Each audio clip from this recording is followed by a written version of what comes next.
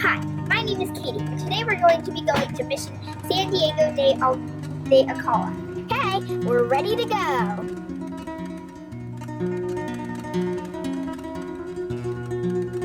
In 1542, nearly 500 years ago, Juan Cabrillo sailed his ship, the San Salvador, into the San Diego harbor and claimed California for Spain.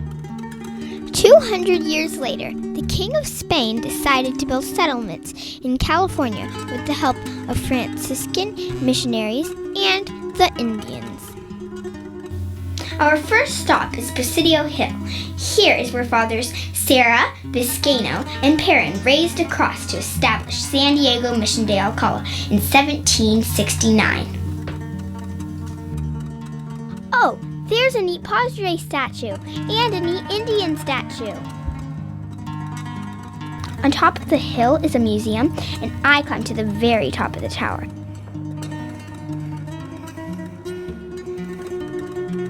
And I looked out the windows. On one side, I could see all the way to the ocean. On the other, I could see Mission Valley. This is an old picture of how the valley must have looked back in the old days. 5 years after the first mission was built, Father Jaime relocated the mission up in the valley where it was closer to the river and better for farming. I chose to study Mission San Diego de Alcala because it was the very first of 21 missions built in California. The mission has 3 main parts: the church, Father Serra's house, and the convent. And here we are at the convent. This looks like the door to the convent. Wow! I'm gonna check this thing out.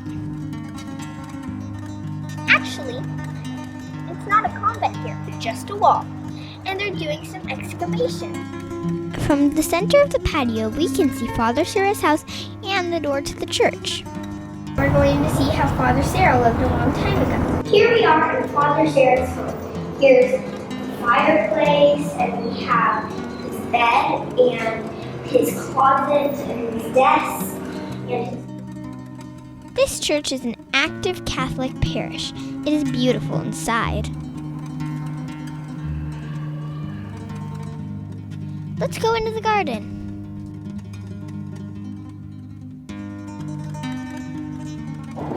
Did you realize that the sidewalks are shaped as a cross? Here we go into El Museo, the museum. Here we see many interesting artifacts, including Indian grinding stones and woven baskets. There are several old pictures, and I learned that the mission was not always as beautiful as it is today. After the war between Mexico and the United States, the U.S. Army converted the mission as a cavalry post and used the church as a stable. Look at this picture close. You see anything strange about it? Well, there's windows on the top and the bottom. And you know why that is? Because the Army used it and they built a second story. After the Army left in 1862, the mission was allowed to decay and not much was left standing. That made me feel sad. But in 1910, a group of San Diegans started a fund to restore the mission. Work on the church was completed in 1931 and was rededicated as a Catholic parish.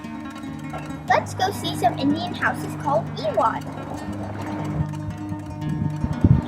Here I am in an Iwa, and do you know what these stones are for? They're for grinding. They're called grinding stones. I think Father Serra's home is more comfier than grinding grain at the Indian's home. Rock the little door is, well, it's to heat things up, like an oven. But it looks like a rock version of an Iwa. During my visit, I learned about California's history and the importance of preserving national landmarks. Oh, and I learned that Old Town is still a great place for Mexican food.